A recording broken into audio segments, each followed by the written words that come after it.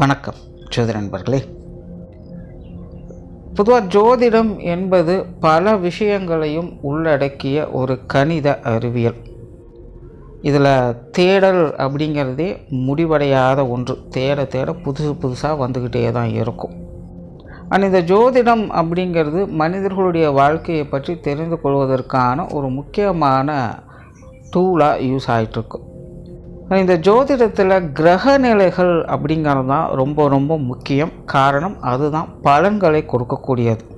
அடுத்தபடியாக வர்றது ராசியும் லக்னமும். இந்த ராசியும் லக்னமும் சேர்ந்து தான் ஒரு மனிதர்களுடைய மனதையும் குணத்தையும் வாழ்க்கை அமைப்பையும் இன்னும் மற்ற விஷயங்கள் எல்லாத்தையுமே வடிவமைக்குது. ஏற்கனவே நம்ம சேனலில் இந்த ராசியும் லக்னமும் சேர்ந்த நிலைகளில் என்ன மாதிரியான பலன்கள்லாம் இருக்கும், எப்படிப்பட்ட விஷயங்கள் காரியங்கள் உறவு முறைகள்லாம் அவங்களுக்கு அமையுது, எதெல்லாம் அவங்களுக்கு சாதகமாக இருக்குது, எதெல்லாம் அவங்களுக்கு பாதகமாக இருக்குது, அவங்களுடைய வாழ்க்கை எதை நோக்கி போகுது அப்படிங்கிறத பற்றியெல்லாம் சொல்லியிருப்போம். பார்க்காதவங்க மறக்காமல் செக் பண்ணி பாருங்கள். டிஸ்கிரிப்ஷனில் ப்ளேலிஸ்ட் லிங்க்கும் இருக்குது. இந்த பதிவு அதனுடைய தொடர்ச்சி. அதாவது போன பதிவுகளில் அவங்களுடைய வாழ்க்கை நிலை எப்படி இருக்கும், இன்னும் மற்ற விஷயங்கள்லாம் எப்படி இருக்கும் அப்படிங்கிறத பற்றி பார்த்தோம். இந்த பதிவில் அதனுடைய முரண்பாடுகள் என்ன அப்படிங்கிறத பற்றி பார்க்க போகிறோம்.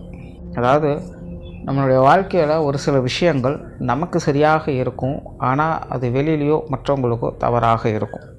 இன்னும் சில விஷயங்கள் மற்றவங்களுக்கு சரியாக இருக்கும், நமக்கு அது தவறாக இருக்கும். சில விஷயங்கள் மட்டும்தான் நமக்கும் சரி மற்றவங்களுக்கும் சரி ஒத்து போக செய்யும், இல்லைன்னா ஒத்து போக செய்யாது. ஸோ இந்த முரண்பாடுகள் அப்படிங்கிறது எல்லாருக்கும் ஒரே மாதிரி ஒரே விஷயங்களில் அமையாது. ஒவ்வொருத்தருக்கும் ஒவ்வொரு விஷயங்களில் ஒவ்வொரு சூழ்நிலைகளில் தான் இருக்கும். ஸோ இந்த முரண்பாடுகளுக்கு முக்கிய காரணமாக இருக்கிறது இந்த ராசியும் லக்னமும் தான். இதைத்தான் ஜோதிடத்தில் விதி மதி கதி அப்படின்னு ரொம்ப சிம்பிளாக ஷார்ட்டாக சொல்லுவாங்க. இதை விதி கெட்டா மதியப்பார், மதி கெட்டா விதியப்பார் அப்படிங்கிற பழமொழிகள்லாம் இருக்கும். ஸோ அந்த முரண்பாடுகள்லாம் என்ன, எப்படி வேலை செய்யுது, ஒவ்வொரு ராசியும் லக்னத்துக்கும் என்ன மாதிரியான அமைப்புகள் இது ஏற்படுத்துது அப்படிங்கிறத பற்றி தான் இந்த பதிவில் நம்ம பார்க்க போகிறோம். தொடர்ச்சியாக எல்லா ராசி லக்ன காம்பினேஷன்களுக்கும் வீடியோ கண்டிப்பாக போடுவோம். ஸோ சேனலை சப்ஸ்கிரைப் பண்ணாங்க, சப்ஸ்கிரைப் பண்ணி வச்சுக்காங்க. வீடியோ பிடிச்சிருந்தா லைக் பண்ணுங்கள், மற்றவங்களுக்கும் ஷேர் பண்ணுங்கள், என்ன பிடிச்சிருக்குங்கிறத கமெண்ட் பண்ணுங்கள்.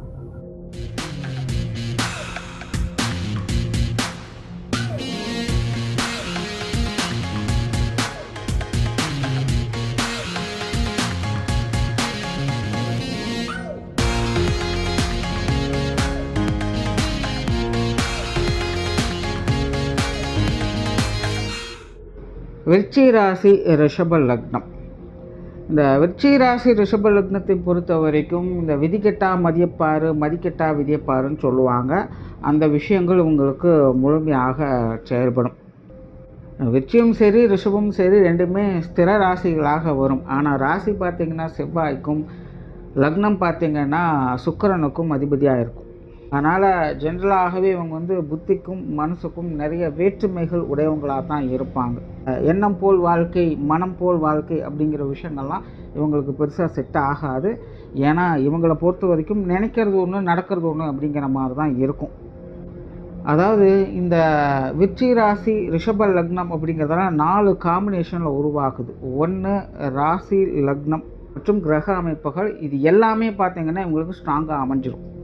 ரெண்டாவது பார்த்திங்கன்னா கிரக அமைப்புகள் நல்லா இருக்கும், ஆனால் அது பார்த்திங்கன்னா ராசிக்கோ அல்லது லக்னத்துக்கோ தான் வேலை செய்யும். மூணாவது பார்த்திங்கன்னா ராசியோ அல்லது லக்னமோ ஏதாவது ஒன்று ஸ்ட்ராங்காக இருக்கும், மற்றதெல்லாம் கெட்டு போயிடும்.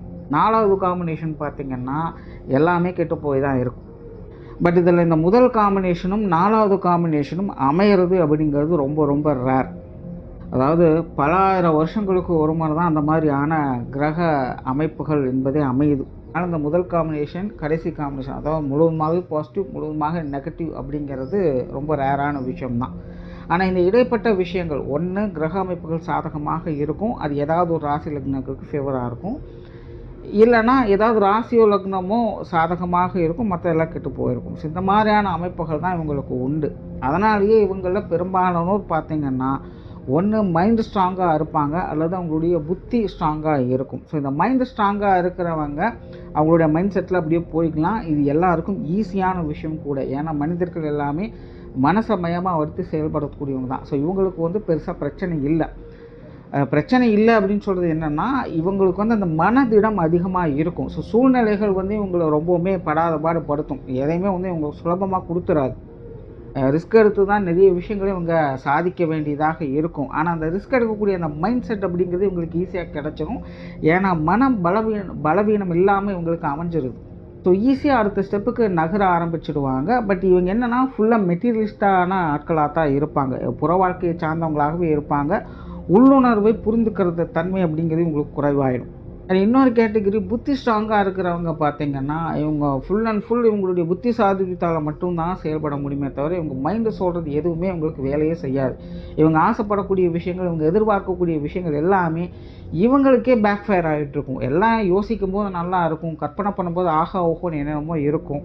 ஆனால் அதெல்லாம் மற்றவங்களுக்கு செயல்படுத்தும் போது மட்டும்தான் சரியாக இருக்குமே இல்லாமல், இவங்களுக்குன்னு அதை செஞ்சாங்க அப்படின்னா அதில் 1% கூட இவங்களுக்கு பாசிட்டிவாக இருக்கிறதே இல்லை. அதனால் இவங்க வந்து மைண்டு சொல்கிறது எல்லாத்தையும் டோட்டலாக ஒதுக்கி வச்சுட்டு, கிட்டத்தட்ட ஒரு இந்த ரிஷிகள் ஞானிகள் போல் ஒரு சலனமற்ற மனிதர்களாக வாழ வேண்டிய சூழ்நிலைகள் தான் இவங்களுக்கு ஏற்படுது.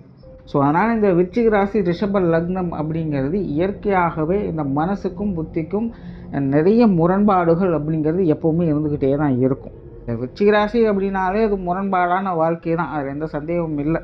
திரும்ப திரும்ப சொல்கிறதுக்குள்ள புதுசாக சொல்கிறதுக்குள்ள எதுவும் இல்லை. அது எல்லாருக்கும் இன்றைக்கி தெரிஞ்ச விஷயமாக தான் இருக்குது. நாங்களாம் ஒரு தனிப்பிறவி தான்ப்பா அப்படின்னு அவங்களே ஒத்துக்கிறாங்க.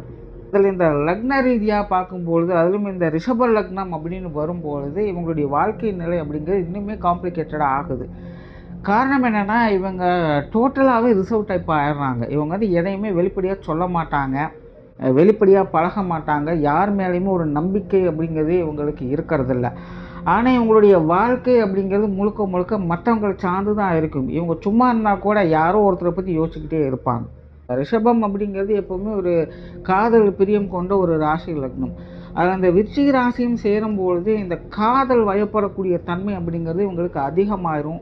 இந்த சென்டிமெண்ட்டு, உணர்ச்சி வயப்படக்கூடிய தன்மை, அன்கண்டிஷனலான லவ் அப்படின்லாம் சொல்கிறாங்க. அந்த மாதிரி ஒரு லிமிட்டோடு இல்லாமல் எல்லாத்தையுமே ஓவர் டோஸாக எதிர்பார்க்கக்கூடியவங்க அப்படின்னு சொன்னால், அதாவது இவங்க செய்கிறாங்க அப்படின்னு சொல்கிறத விட இவங்களுக்கு அந்த எதிர்பார்ப்பு தான் அதிகம்.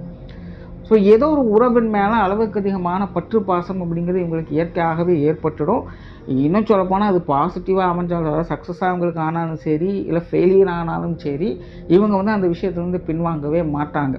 ஓப்பனாக சொல்லணும்னா, இவங்களுடைய உடல் பலவீனமாகிற வரைக்கும் இவங்களுடைய அந்த ஆசை, அன்பு, காதல், பற்று பாசம் போன்ற விஷயங்கள்லாம் இவங்களுடைய மனசை விட்டு போகிறதே கிடையாது. இதற்கெல்லாம் இந்த ஆட்கள் தான் மாறி மாறி இருப்பாங்களே எல்லாமே. உணர்வு, எதிர்பார்ப்பு அப்படிங்கிறது வாழ்க்கை முழுவதுமே கிட்டத்தட்ட ஒரே மாதிரி தான் இருந்துக்கிட்டு இருக்கும். பட் அது அமைகிறதுல தான் இவங்களுக்கு பிரச்சனையே இருக்குது. முன்னாடி சொன்ன மாதிரி இவங்களுக்கு யார் மேலே அந்த நம்பிக்கை அப்படிங்கிறது ஏற்படுறதில்ல. இவங்கக்கிட்டேயும் பார்த்திங்கன்னா அந்த நம்பிக்கைக்குரிய ஆட்கள் அப்படிங்கிறது அமைகிறது கிடையாது, வர்றதும் கிடையாது. தனிப்பட்ட முறையில் இந்த எண்ணம் போல் வாழ்க்கை அப்படிங்கிறது இவங்களுக்கு அமையிறது பிரச்சனையாக இருக்குது. ஆனால் அதுவே மற்றவங்க சம்மந்தப்பட்ட விஷயங்கள் வரும்போது இந்த விஷயங்கள் உங்களுக்கு செயல்படும். இதில் வந்து சரியாக எடை போடுறதில் இவங்க வந்து பெரிய கில்லாடிகள். இன்னும் கிளியராக சொல்லணும்னா, அவங்களுக்கே தெரியாத சைக்கலாஜிக்கல் பிரச்சனையெல்லாம் இவங்க வந்து ஈஸியாக அனலைஸ் பண்ணி, நீங்கள் இப்படிப்பட்டவங்க தான், இதை செஞ்சிங்கன்னா தான் இது உங்களுக்கு ஒர்க் அவுட் ஆகும் அப்படின்னு மற்றவங்களை பற்றி அவங்களுக்கே தெரியாத புரியாத விஷயங்களை இவங்க எடுத்து சொல்லுவாங்க. அந்த அளவுக்கு ஒருத்தங்களை அவ்வளோ பக்காவாக அனலைஸ் பண்ணக்கூடிய கெப்பாசிட்டி அப்படிங்கிறது அவங்களுக்கு இருக்குது. அதனால் மற்றவங்களை பற்றி இவங்க நினைக்கக்கூடிய விஷயங்கள் அவ்வளோ கிளியராக இவங்களுக்கு ஒர்க் அவுட் ஆகும். இங்கே பிரச்சனையே என்னென்னா, இவங்க என்ன நினைக்கிறாங்களோ அது இவங்களுக்கே பேக் ஃபயர் ஆகுது. ஒரு விஷயம் கவனித்து பார்த்தாங்கன்னா அது இவங்களுக்கே புரியும். அதாவது இவங்க வந்து ஒரு விஷயத்தை நினைப்பாங்க, ஆனால் மற்றவங்க அதை செயல்படுத்தவே ஆரம்பிச்சிருவாங்க. வாழ்க்கையில் பல நேரங்களில் பெரும் பிரச்சனையாக இருக்கிறது இதுதான். இவங்க எப்போவுமே ஏதாவது ஒரு காரியங்களை பற்றி யோசிச்சுக்கிட்டே தான் இருப்பாங்க. அதை செயல்படுத்துறது அப்படிங்கிறது கொஞ்சம் ரேர். செய்யலாம் அப்படிங்கன்னா அப்புறம் பார்த்துக்கலான்னு விட்டுடுவாங்க. ஆனால் ஒரு சில நேரங்களில் செஞ்சே ஆகணும் அப்படின்னு தீவிரமாக உள்ளே இறங்க ஆரம்பிச்சிடுவாங்க. ஆனால் அப்படி காரியத்தில் இறங்கக்கூடிய விஷயங்களை பார்த்திங்கன்னா, இவங்க செய்கிறதுக்கு முன்னாடி பலரும் அதை செஞ்சு முடிச்சிருப்பாங்க. ஏன்னா பல நேரங்களில் இவங்க வந்து யோசனைகள்லேயே காலத்தை ஓட்டிடுவாங்க. மற்றவங்கள பற்றி சிந்திக்கக்கூடிய விஷயங்கள்லேயே இவங்களுடைய வாழ்நாள் அப்படிங்கிறது காணாமல் போயிடுது. தன்னை பற்றி யோசிக்கிறத கூட மற்றவங்கள உதாரணமாக வச்சு தான் இவங்க யோசிக்கவே செய்வாங்க. அதனால் இவங்களை பொறுத்த வரைக்கும் இயற்கையாகவே மற்றவங்களோட கம்பேரிசன் அப்படிங்கிறது எப்போவுமே இருந்துக்கிட்டே தான் இருக்கும். அது இவங்க நினச்சாலும் தவிர்க்க முடியாது. ஆனால் இவங்களுடைய மிகப்பெரிய ப்ளஸ் என்ன அப்படின்னு பார்த்தீங்கன்னா, இவங்களுடைய வாழ்க்கையில் என்ன பிரச்சனை வந்தாலும் சரி, என்ன சங்கடம் வந்தாலும் சரி, அதை இவங்க சமாளிச்சுடுவாங்க. அதில் ரொம்பவுமே வலிமை மிக்க நபர்கள் தான் இவங்க. அதையெல்லாம் வந்து குறைச்சி எடை போட்டக்கூடாது. ஏன்னா எல்லாத்தையுமே தாங்கக்கூடிய அந்த மனோதிடம் அப்படிங்கிறது இவங்களுக்கு இயற்கையாகவே உண்டு. ஆனால் அதுக்காக எவ்வளோ அடித்தாலும் இவன் தாங்குறான் அப்படின்னு சொன்னால் எப்படி இருக்கும்? ஸோ இந்த கஷ்ட நஷ்டங்களை தாங்க கொள்ளக்கூடிய அல்லது ஏற்றுக்கொள்ளக்கூடிய, புரிந்து கொள்ளக்கூடிய அந்த மனோதிடம் அப்படிங்கிறது இவங்ககிட்ட உண்டு. ஸோ ஒரு பிரச்சனை ஆகாத வரைக்கும் அதில் ரொம்ப கேர்ஃபுல்லாக இருப்பாங்க. பட் பிரச்சனை ஆயிடுச்சு அப்படின்னா சரி ஓகே பார்த்துக்கலாம் அப்படிங்கிற ஒரு மைண்ட் செட் இவங்களுக்குள்ளே வந்துடும். ஆனால் பிரச்சனை ஆகிறதுக்கு முன்னாடியே பலவித விஷயங்கள் உங்களுடைய மைண்டோட இப்படி பண்ணிவிடுவாங்களோ, அப்படி பண்ணுவாங்க, இதாயிடக்கூடாது, அதாயிடக்கூடாது அப்படின்னு. இப்போ இந்த மனிதர்கள் சம்மந்தப்பட்ட விஷயங்களில் இவங்களுக்கு ஏகப்பட்ட ரெஸ்ட்ரிக்ஷன்ஸ் இருக்கும். அதனால் இவங்க இயற்கையாகவே பார்த்திங்கன்னா மற்றவங்களை இதை பண்ணாத அதை பண்ணாத அப்படிங்கிற கண்ட்ரோல் பண்ணக்கூடிய அந்த மைண்ட் செட் இவங்ககிட்ட அதிகம். ஆனால் இவங்களுடைய குணம் அது கிடையாது. இவங்களுடைய மைண்ட் செட் தான் அது. இவங்களுடைய மனசு வந்து அதை எதிர்பார்க்குது. இவங்களுடைய குணம், இவங்களுடைய புத்தி அது வேண்டாம் அப்படின்னு ஒதுக்கும். ஸோ அதனால் இவங்களுக்குள்ளேயே எப்போவுமே அந்த முரண்பாட்டான கருத்து நிலை அப்படிங்கிறது ஓடிக்கிட்டே இருக்கும். ஸோ அதெல்லாம் வந்து சரி பண்ணுறதுக்குள்ளே எது சரி எது தப்பு அப்படின்னு புரிஞ்சுக்கிறதுக்குள்ளேயே காலம் போயிடும். சுருக்கமாக சொல்லணும்னா இவங்களுக்குள்ளேயே ஒரு நல்லவனும் இருக்கிறான், ஒரு கெட்டவனும் இருக்கிறான். அவங்கள ஜெயிக்கிறதே ஒரு பெரும் பிரச்சனையாக தான் இருக்குது. அதுக்கப்புறம் எங்கே போய் மற்றவங்கள பார்க்குறது அப்படிங்கிற மாதிரி தான் இருக்கும்.